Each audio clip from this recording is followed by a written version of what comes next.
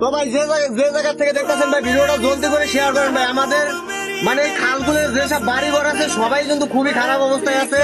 আর আমাদের এলাকায় যে মেম্বার চেয়ারম্যান আছে আসলে আমাদের কেউ খোঁজ খবর নিতেছে না। আর প্রত্যেকটা গ্রামবাসী মানে খুবই আমরা কষ্টে বসবাস করতেছি। তো ভাই হয়তো নয়েজের কারণে কথা ভালো একটা শোনা যাবে না ভাই। জলদি করে ভিডিওটা আপনারা যেরকম ভাবে পারেন তাড়াতাড়ি করে ভিডিওটা ভাই বেশি বেশি করে শেয়ার করবেন। আমাদের ঘর বাড়ি নাই ভাই, এক একজন 2 দিন 3 দিন করে না খাওয়া অবস্থায় আছে, কিন্তু আমাদের পাশে এখন পর্যন্ত কেউ দাঁড়াইতেছে না। আমরা খুবই খারাপ অবস্থায় আছি ভাই, সবাই ভিডিওটা শেয়ার করবেন ভাই। ভাই আমার বাঁচার উপায় নাই।